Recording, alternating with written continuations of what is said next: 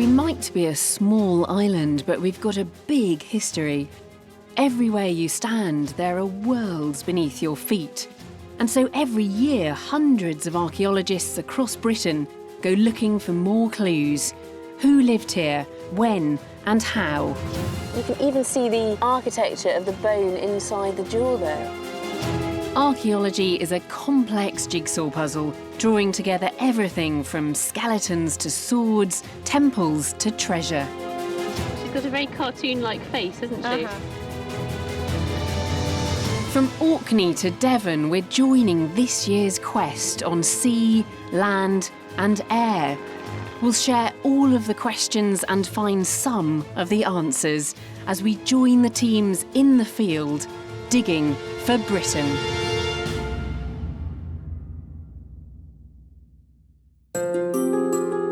From Roman times, the mystery of a man buried face down on a bed of meat.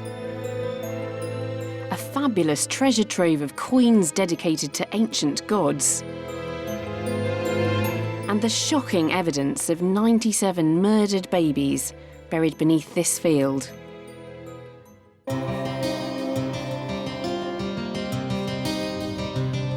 I'm heading towards a place close to Hadrian's Wall where archaeologists are finding signs of that Roman influence writ large.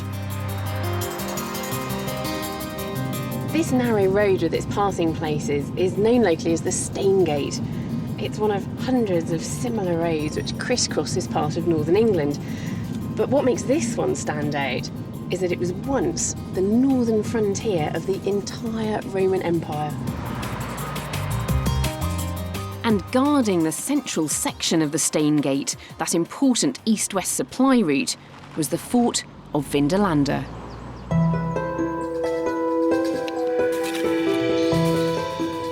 Each year, from April to mid-September, an army of over 500 archaeology volunteers comes here from all over the world.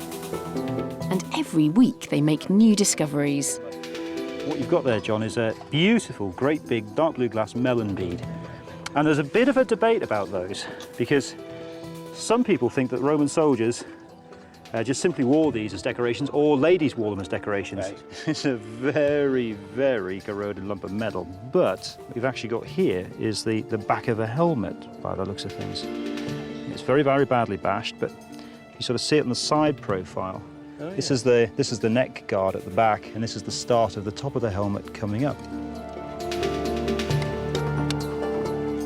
Vindolanda has been excavated for over 40 years, but they estimate they've only uncovered 15% of it, and that it would take another 150 years to finish the job, which is utterly remarkable because the site as it stands is absolutely massive.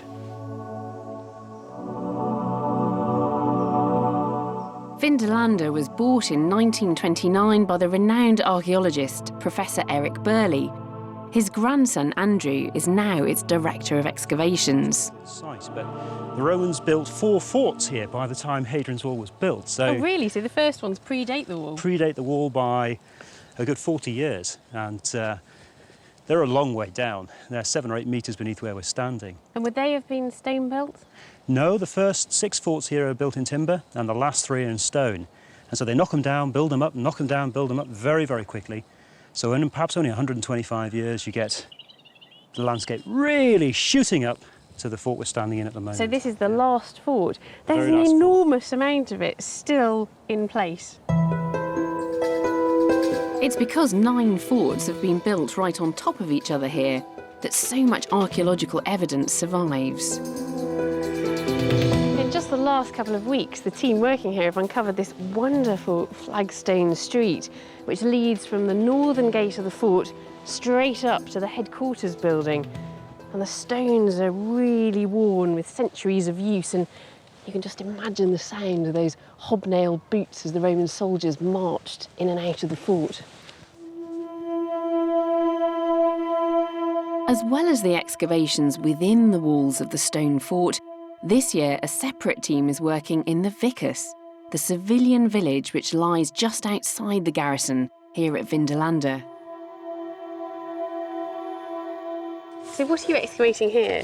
Well, it's all part of the the garrison settlement that sprang up outside the last stone fort that was built at Vindolanda. So it's a combination of sort of workshops, shops and houses, sort of wagon parks and trading areas to supply and sort of, you know, link in with the fort there. So that it was a bit like retail world outside there. We had all sorts of shops flanking the roads. A little bit of evidence for a pub as well. We had a building on there where we found a room right on the street front there, and inside that room all the artefacts that we found were basically drinking beakers and game encounters. So Fantastic. yeah, it's one of those sites where you can almost be there as well. You can virtually hear the Romans when you're digging, because there's so many artefacts come from the ground and you've got all these buildings that are in really super condition.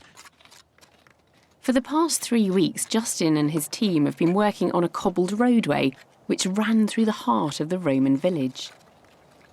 We've been really very lucky with this one because we actually got some super dating evidence, because trapped in among the cobbles we actually found a little silver denarius of Severus Alexander, which was minted in AD 222. Right. So of course, because it was trapped in the road surface, it means that the road surface can't really have been made before that coin was minted, so we've got a super date for it. Just beside the Roman fort is the conservation area, where the daily finds are taken to Barbara Burley and her team. Are all of these artefacts coming out this year? Most of them are, yes. Oh, this is amazing. Yes. This little griffin. Just pull it out and have a little bit closer look. You can see it's got the fabulous wings here, and you can actually just make out the detail of the feathers. And then he's got the hindquarters there of a lion. And the Romans had a lot of superstitious beliefs. They felt that this type of being would have been very good for protecting maybe something precious and things like gold or treasure. So we know that he's a little statue, but we don't know what he was possibly guarding.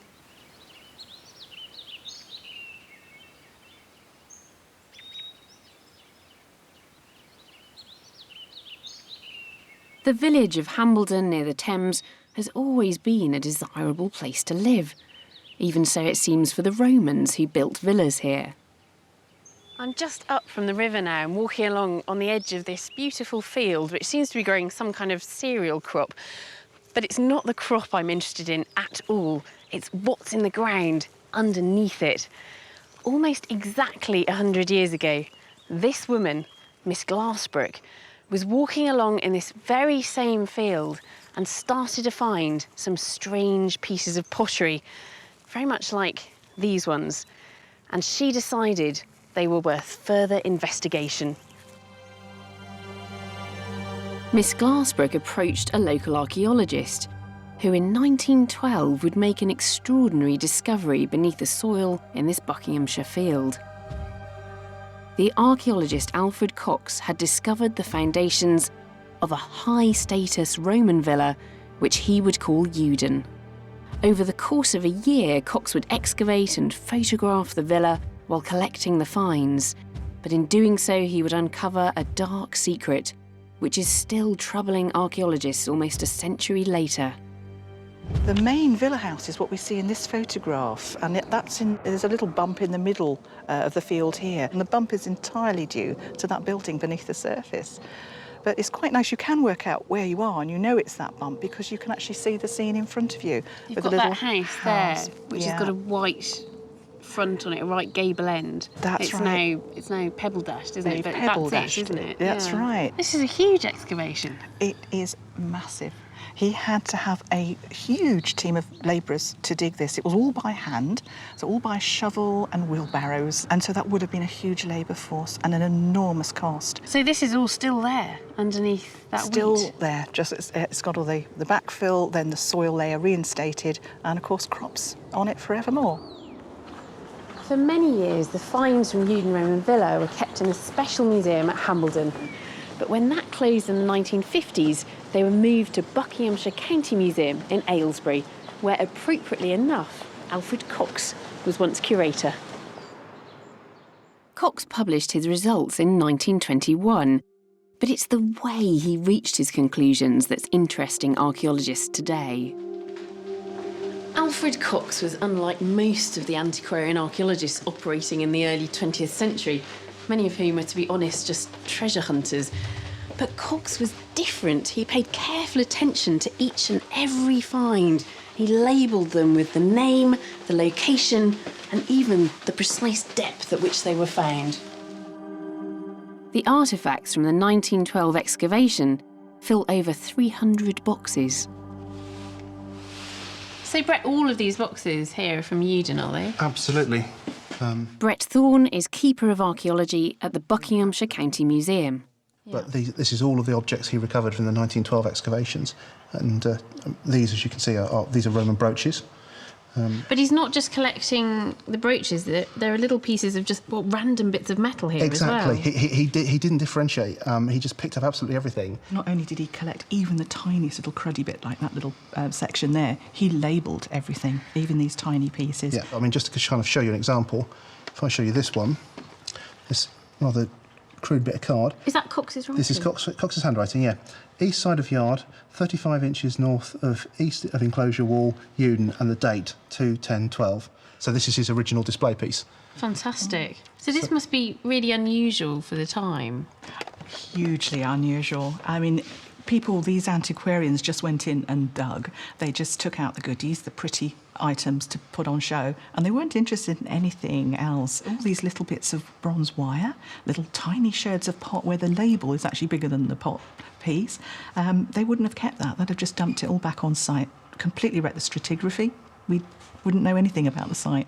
There's so much more information available to you now. Yeah. Because he's done this work, because he's been so careful, so meticulous. Yeah. Exactly, yeah. Over the past year, Jill has been taking home the Hambledon boxes to re-evaluate Cox's 1912 findings with the eye and the techniques of the 21st century archaeologist. But there was one particular set of remains which Alfred Cox was uncharacteristically reticent about. Well, in Cox's report, he obviously tells us about a good number of the finds selectively. He doesn't discuss all the finds. And I was rather surprised to find in his report that in actual fact he did find 97 infant burials. Now, he only gives them a paragraph or so of a mention, which, you know, even in 1912, that's a very important find. It's an unusually high number. And it was rather odd the way he just described them rather informally as being wrapped as little bundles and potentially buried secretly after dark. So a tiny little bag here of, little infant bones. Absolutely minute, beautifully preserved though. The bone is incredibly well preserved, and you've got some little pieces of skull there, which is, I mean, it's almost eggshell-like, isn't it? It's incredibly thin, but brilliantly preserved.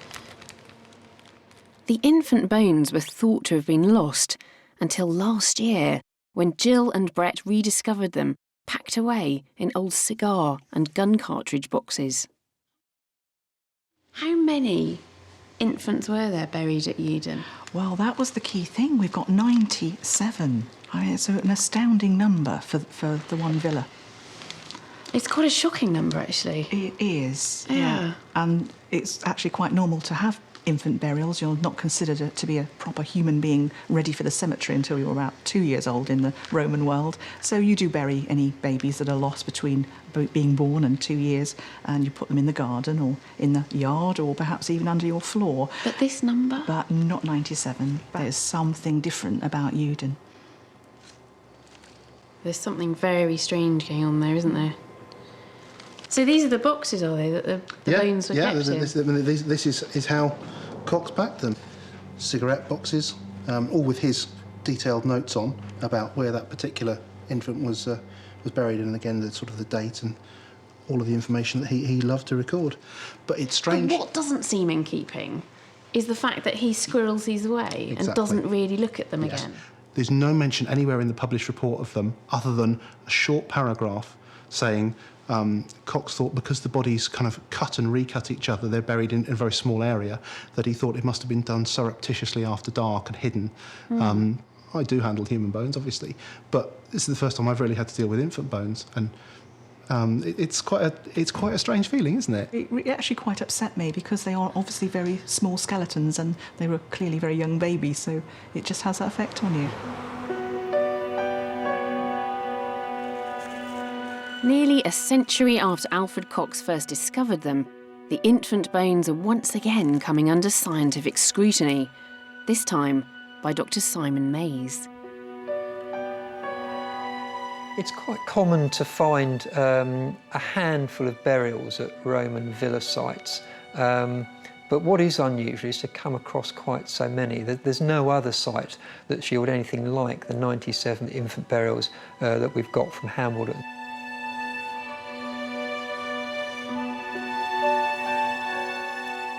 Something that struck me as I laid out skeleton after skeleton was they all seemed to be a pretty similar size.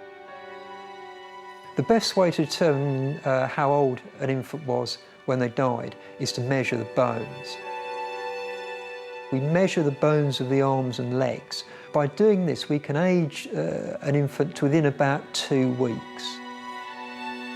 Simon's measurements confirmed his initial hunch. The babies looked the same size because they'd all died around the same age, of 40 weeks gestation. So it seems what we're dealing with is infants that died around time of birth. If this was natural infant mortality, there would be a wide range of bone size, but this wasn't the case. And that made us think that perhaps these individuals were being deliberately killed.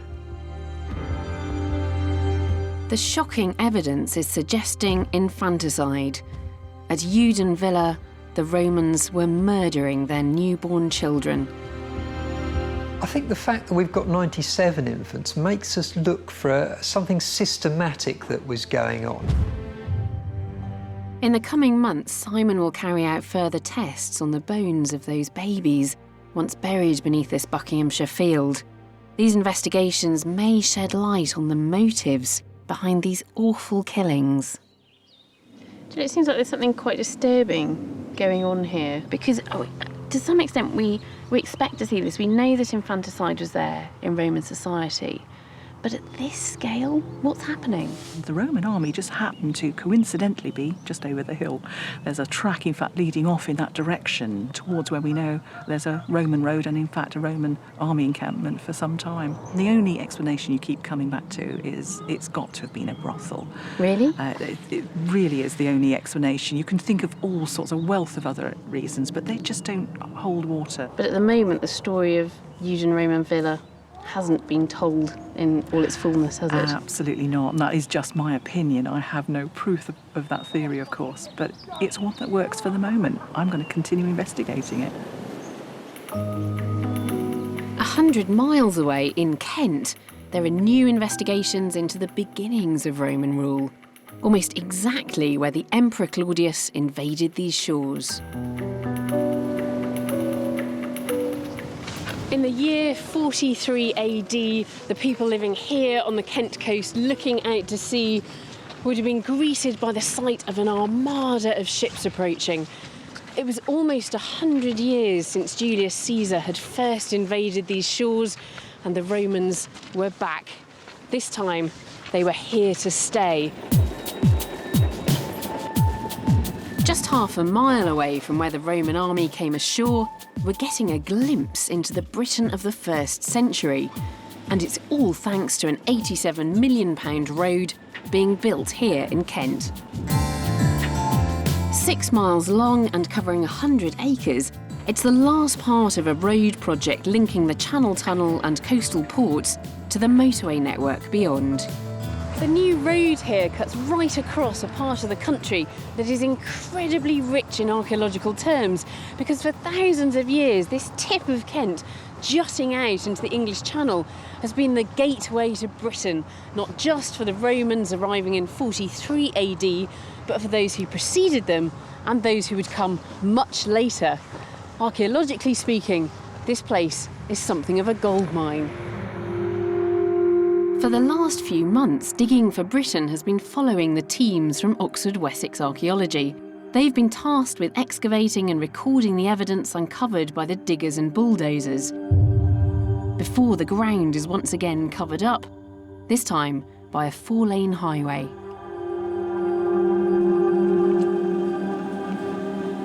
The entire length of the new road has been carefully stripped by earth-moving equipment, removing the topsoil without damaging the archaeology below.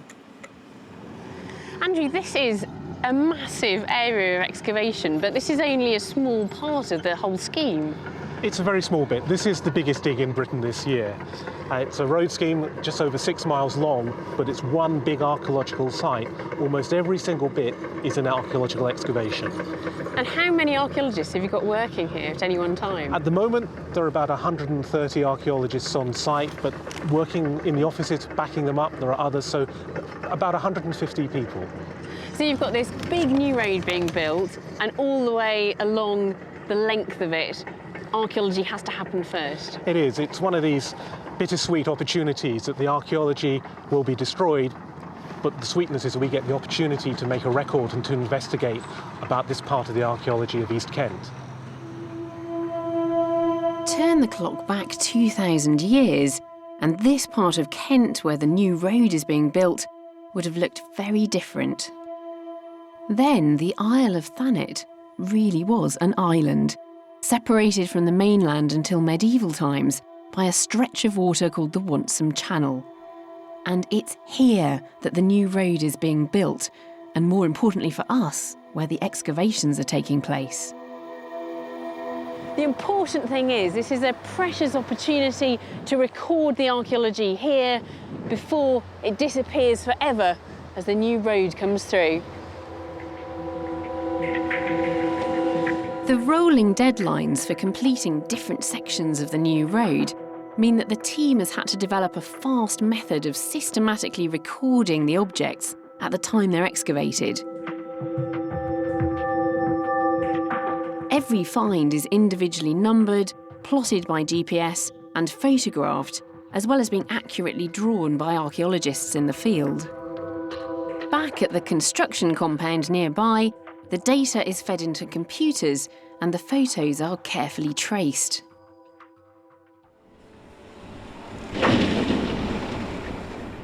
I've come a bit further south on the site now to an area rather poetically known as Zone 6, but there's really interesting archaeology here. 2,000 years ago, this would have been the neck of a peninsula sticking out into the Wonsum Channel. And the archaeologists are finding evidence of the very people who would have been living here when the Romans arrived. And it's here that the team have discovered the foundations of an Iron Age roundhouse. And this is a typical building of the period before the Romans arrive in Britain. Yes, for hundreds of years, thousands of years before the Romans arrived, people lived in circular houses with conical thatched roofs. And sometimes there's been one or two in a small farm, or it seems to be the case here, maybe a small village with 7 or 8 or more houses in it. So very typical of the Iron Age. So you think this was a village then? We think so, yes. As you can see, we've got many more of those curvilinear ditches, which we think may indicate where the houses were. This one's a nice complete circle, but we're just catching the edges here, just little arcs, edges of round houses. We are really lucky with this one. It doesn't happen very often to have such a good preservation. So it would have been a timber house. None of the timber is there, but we've still got this ditch that went around the periphery. Yes. And is there any dating material that's come out of that ditch? We are quite lucky in this respect as well. We've had some pottery from the outer ditch, and it suggests it's a Belgic pottery, which would put us about 100 years before the Romans arrived. So it gives you a really precise date. A really good dating. Yeah, we're really lucky. Yeah. A few feet away, the team have just uncovered a cobbled surface littered with animal bones. They seem to be kind of embedded in the stones as well. They believe that this was the butchery and food preparation area for the village, whose very inhabitants would have seen Claudius's army arriving in 43 AD. We've got these 2 parallel marks, which could be from a knife. So this is the remains of animals that have been butchered on the spot just here? It looks like it, yeah. And here, we've got a tiny gold coin that on this side... This coin reveals that the inhabitants of the village already had European connections before the Romans invaded. So on the back, you have the horse, so the charioteer, and on the other side, there's just the very faint remains of the head. And we find coins like this, some just a few miles away at Minster, but in France as well. And we think it may well have been made in France and used in Britain.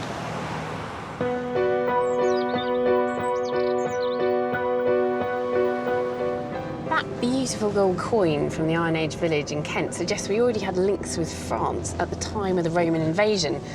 But I'm now headed west to Dorset, where there's hard evidence of trading with the Romans themselves well before they thought of making us the latest addition to their empire. For more than 200 years, the Romans had been expanding their empire across the Mediterranean. But in the 1st century BC, they started setting their sights further afield. Britannia to the northwest might have seemed like the end of the world, but it had things which the Romans wanted. And what the Romans wanted, they usually got. Britain already had a reputation for its mineral wealth, for its gold, silver and tin, but there was something else the Romans wanted from us, and it was this. Grain. There was plenty of it growing in this part of Dorset back then, just as there is today. And in fact, Britain would go on to become the breadbasket of the Roman Empire. For those living in these agricultural areas, well, some of them would become very rich indeed.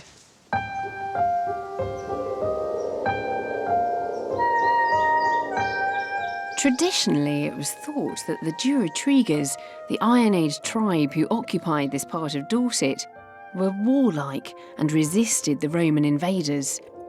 But archaeologists from Bournemouth University seem to be finding very different evidence at this late Iron Age farmstead.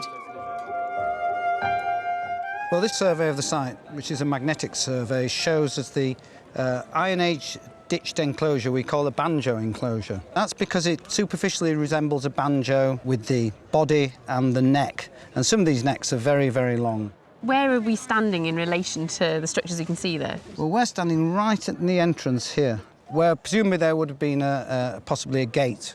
So we're looking at this ditch just here? Yeah, that's right. That's this ditch here, and it follows round and then curving round and back down. This is where you would have entered the site and you would have seen one probably substantial roundhouse and a number of subsidiary roundhouses and a lot of activity going on within this large enclosure. These sites are effectively wealthy, well-appointed, undefended.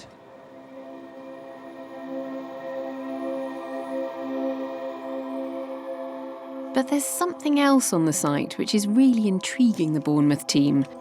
They found more than 30 cylindrical pits carved into the chalk bedrock by ancient tools and now excavated by the hands of modern-day archaeology students. Miles, what are these pits? Well, these are very sort of large cylindrical storage pits. Basically, it's been cut down straight into the chalk, and we're assuming that what they're actually storing is grain of some kind. Have you found grain in these pits? Yes, indeed. We've got small pieces of sort of oats and barley which have come out from the lowest levels of these pits. Iron Age barley. And presumably that's not just for their consumption on the site here? This, I would imagine, is stuff that's being exported. Right. And to some extent we can see the results of that exportation from the artefacts that are coming up in these pits. So there's artefacts as well? Yes, indeed. It appears that once the grains come out, they're putting a whole range of artefacts in. We've got these large slabs of Iron Age pottery. Oh, yeah. So are they using this as a rubbish pit, then? No, I don't think so. I mean, we're not seeing a random sort of deposit of domestic waste. We seem to be seeing a deliberate selection procedure. We've got fragments of horse and cow and sheep. It's quite peculiar. It suggests there's something symbolic about placing these objects in there. Yes, indeed. I mean, it might be that having emptied the pit, you've got to put something back in as a kind of offering, perhaps to ensure the, the long-term fertility of the land, perhaps as an offering to the gods. Pits that the archaeologists are finding all over this site seem to have a very obvious practical use for storage of grain. But there's definitely something else going on. Objects are being placed in the bottom of these pits that have some kind of symbolic value. And it's not just objects, it's not just animal bones and pottery that the archaeologists are finding. Of all the deposits I've seen on the site, this has to be the strangest. It's an adult male who's lying face down on, I suppose, what can best be described as a bed of meat. How strange. You've got sort of horse and pig and cow bone all there sort of underneath him. And it looks as though he's just been thrown into the hole. I mean, it really doesn't look as though he's been placed in there with any ceremony. It's not a formal burial, is it? Certainly to our modern eyes, it looks like he's been rolled in. As I said, he's lying face down. His legs are slightly tangled up. There's no obvious kind of order or perhaps reverence to that. It's difficult to see whether this is a grave in the conventional sense and that the bone represents food for the afterlife, or whether the adult himself represents just part of the deposit. How strange. There's something very odd going on with these pits, isn't there? There is. I mean, it's almost like, I suppose, burying an ancestor, burying an aunt or an uncle in a cupboard in the kitchen. It doesn't make sense to us. You know, this is the area where they're living, they're working, but their dead are going in these kind of disused pits. It's very peculiar.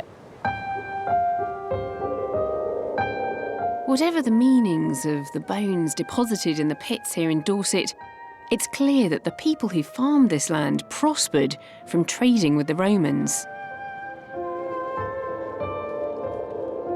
The Bournemouth University dig is showing that far from the popular image of Roman invaders locked in combat with the local tribes, this settlement at least is suggesting a much calmer transition. Becoming part of the Roman Britain is no significant shock to these people at all.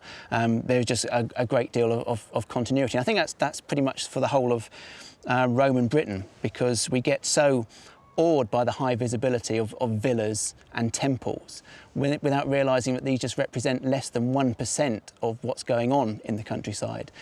By far and away, the bulk of the population are living the same lifestyle, doing the same things, completely unaffected.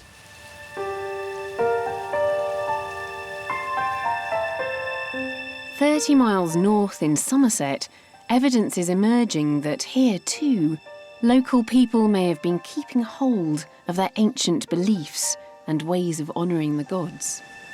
There's nothing around to suggest there's anything particularly special or significant about this Somerset field, but I know for certain that 1700 years ago, somebody or a group of people came here and did something right here on this very spot.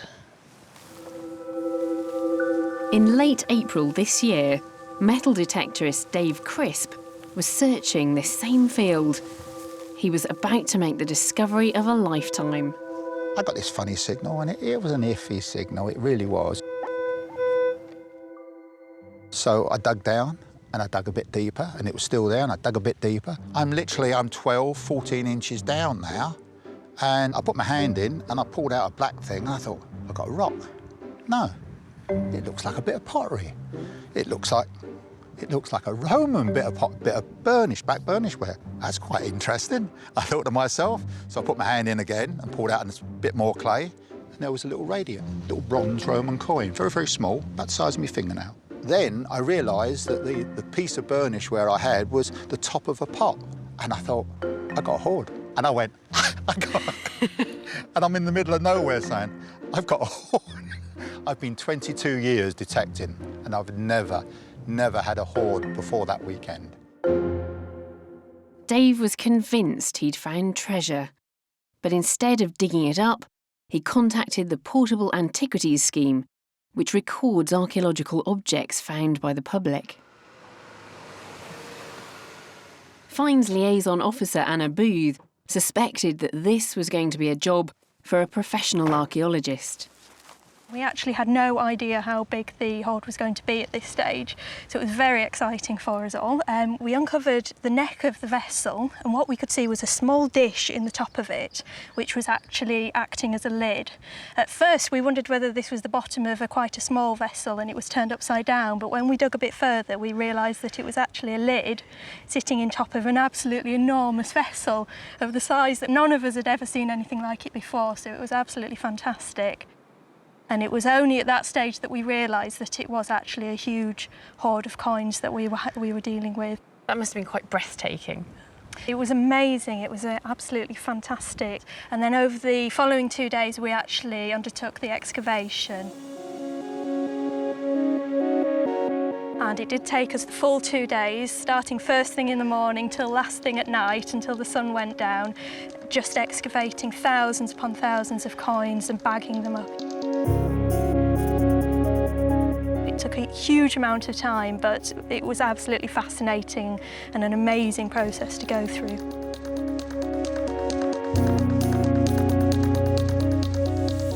Because Dave Crisp got archaeologists involved right from the very start, archaeologists who were able to systematically excavate the pot layer by layer, it's meant we have a much better chance of finding out why that pot full of coins was buried in this field all those years ago.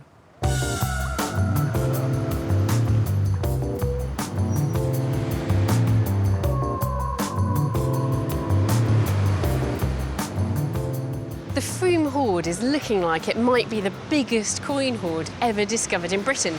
They've estimated that there are around 50,000 coins weighing in at 160 kilos. That's about the weight of 2 adults. But the coins need urgent attention, and that's why in early May they were brought here to central London. The Roman coins arrived at the British Museum, still wet and stuck together with heavy Somerset clay. Pippa Pearce is a metals conservator at the museum. For several weeks now, Pippa has been fully occupied, carrying out the first stage of the coins' conservation by carefully washing the contents of the 67 bags which made up the Froome Hoard. So into the fume cupboard for a quick dry. The coins span 40 years, from AD 253 to 293, and the vast majority are made of debased silver and bronze. Roman coin experts Roger Bland and Sam Moorhead have dropped everything to concentrate on the Somerset coins. Yet another coin of Tetricus. That's Claudius. That's the emperor standing holding a branch. They've been sorting the coins by emperor at a rate of nearly 6,000 a week. It's now 8 weeks since the Froome Hoard was raised and all the coins have been cleaned and sorted. But are we any closer to finding out how and why such an enormous hoard was buried in that Somerset field?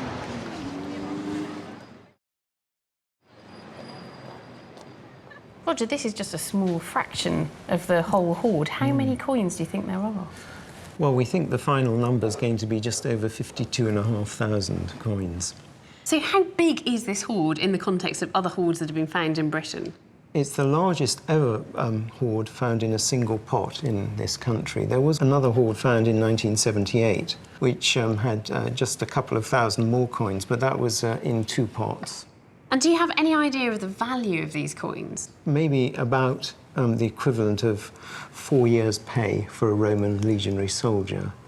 So if you were to turn that into present-day values, that might be about £100,000 in present-day terms. So, Sam, this is a piece of the pot, is it? Yes, this is the piece of the pot that was found in, and when they excavated, the pot was already broken, and you can see it's quite thin. Neither I nor the conservator believe that this would have been able to hold 160 kilograms of metal without breaking. Yeah, that is very thin. And so it's almost certain that the pot was actually buried in the ground first, and then the coins were added after it had been put in the ground.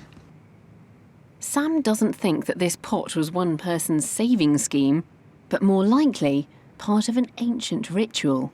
I don't believe myself that this is a hoard of coins intended for recovery. And I think what you could see is a community of people who are actually making offerings, and they are each pouring in their own contribution to a communal ritual votive offering to the gods or whoever it is. Just because it's communal, that doesn't necessarily mean it's ritual, though, does it? Because people could be burying something in the ground that they were worried was going to be taken away from them. If you're going to bury this for security and safety, you put in lots of different pots, so you could easily take them out of the ground later. Also, if you wanted to get these coins out of the ground, you'd have to dig down to the pot, smash the pot, and then shovel them out, which would also be a very lengthy process. So I believe that it was never intended for recovery. And you're seeing echoes here of a more ancient tradition, pre-Roman. I think so, yes, absolutely. The same people. We know from other studies that the people of the West Country were the same people as they were in the Bronze and the Iron Ages, so why not continue the same practices?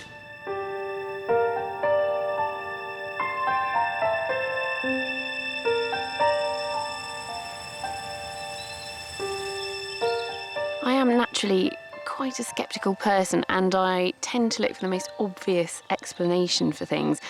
But it really does seem, from talking to the experts, that whoever it was that buried that pot full of coins in the ground wasn't intending to come back to it. In which case, perhaps this is an echo of an ancient tradition that we're seeing. Maybe those coins are a votive offering, and perhaps this was a sacred field.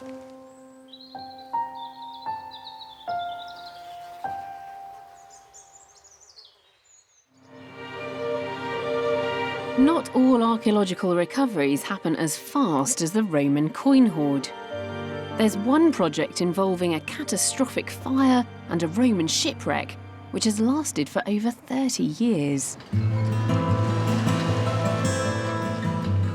St Peter Port, Guernsey, in the Channel Islands. Jason Monaghan is museums director here. As a young student in the 1980s, along with diver Richard Keane, he was involved in the biggest archaeology project the island had ever seen. In the course of my diving in the harbour and the pierheads, picking up pottery and scallops and whatever else I could find, I came across a wooden wreck. Richard thought it was an old barge used to build the harbour wall, but it would be another year before he realised the significance of what he had found. There was the wreck, more exposed, and great big chunks of Roman tile. You know, you can't mistake Roman tile. I thought, oh, crumbs. This is going to be really interesting.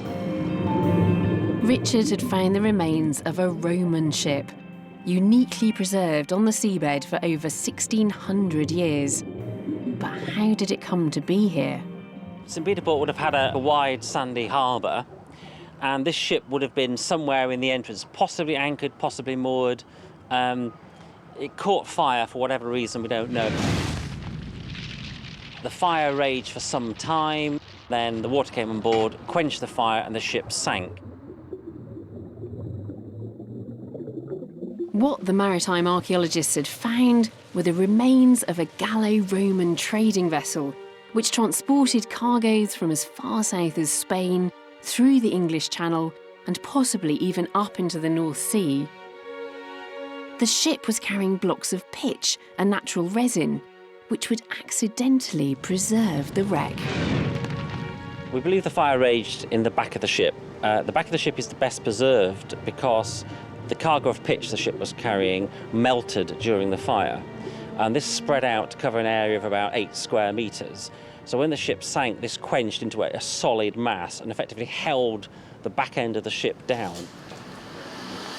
The Roman timbers have now crossed the Channel to Portsmouth and the Mary Rose Trust, where for the past decade they've been treated and dried. More exposed, presumably. Yeah, that was sticking out the seabed at this end here. Yeah. For Jason too, it's been a long journey. This was my first job after leaving university, so it's actually very strange after 2.5 decades to be coming back and seeing the timbers in the final state that we talked about so very excitedly all those years ago. The conservation process has worked beautifully there. But there's one final problem to overcome. The timbers are wrapped, boxed and ready to go home, but there's nowhere big enough on Guernsey at present to house the reconstructed ship. This is a very important ship for Guernsey. Roman archaeologists talk a lot about trade in inverted commas, but actually we have very little evidence apart from inferring that this pottery went from here to there. So here we have a very solid example of how the trade was carried out. Ships like ours sailed from port to port, carrying stuff in their holds. 30 years might seem like a long time for an archaeological project. But back here at Vindolanda, they've been digging for even longer. And during that time, it's here where we've come closest to knowing the Romans who occupied Britain. You're right. It is tempting to think that we know everything about the Romans already. After all, they wrote things down, they left us records. But archaeology gives us a different perspective. It helps to fill in details and paint a fuller picture, but it can also challenge our preconceptions, and that's when sites like this get really interesting. So Andrew, what have we got here? Well, what we've got here is the wonderful... Until recently, it was believed that temples were never sited inside Roman auxiliary forts. That was until last year. So this is all part of the temple? This is all part of the temple. It actually stretches from the gate all the way up to the angle tower. This is all 3 rooms of the quite an impressive building. And what's awesome about this is that we absolutely do not expect to find temples to pagan gods, particularly Eastern cults, inside auxiliary forts. This is the first one that's ever been found anywhere in the Roman Empire. Really? We were actually looking for a toilet block under here because we've got barracks behind us. And so you're looking for latrines and you found a temple? Looking for a loo, we found a temple. There is some sort of poetry in that, I'm sure. So these little pillars here, are they supporting a floor? Is this a hypercourse system? That's right, exactly right, a hypercourse system. The floor. You can still see the burning on some of the stones here to show that they had to fire it up in the wintertime at least. So where would the fire itself have been then? The little furnace is in this room behind. And then the hot air comes through there? Comes through the flue. And then circulates around here. And they even know the identity of the god who is being worshipped in this newly discovered temple. Because amongst the ruins, they uncovered this remarkable find, an altar to a god from Turkey called Jupiter Dolicanus. Here you've got the beautiful iconography of Jupiter Dolicanus riding his bull on this side. He's got his thunderbolts clutched in his hand and here. An axe. And the axe in the other hand. So is this altar set up by a military man? This altar is set up by the big chief himself, the commanding officer of the fort. And if we just read the front of it here, we can see IOM for Jupiter Optimus Maximus. Jupiter, the biggest and the best. Yeah, I mean, everybody's got to be a little bit beneath Jupiter. And then underneath him, you've got the actual name of the god himself. It's Dolokino, D-O-L-O-C-H-E-N-O. And very, very clear on that line there. And then underneath that, you've got the dedicator, Sulpicius Pudens, his second name. And the very, very bottom line, very common on most inscriptions, VSLM. And that really just means the guy willingly and deservedly fulfilled his vow. And what you're looking at here is the end of a contract. It's a personal contract between Sulpicius Pudens and the god Jupiter Dolicanus. So he's promised to erect an altar to this god somewhere, and he's now fulfilled his promise. Exactly. The sides are so beautifully preserved with the relief carving and the writing, but obviously the top's been exposed. This is all very weathered, isn't it? It's really well worn, but also it's been very, very badly damaged as well by people coming in when they were demolishing the temple. And the demolition of the temple happened sometime, we think, in the 350s or 70s. And you've got this sort of power struggle with Christianity becoming the official religion. A lot of ancient pagan cults and shrines end up going by the wayside. Poor old Jupiter Dolicanus here eventually fell victim to such a new movement on the northern frontier of Roman Britain.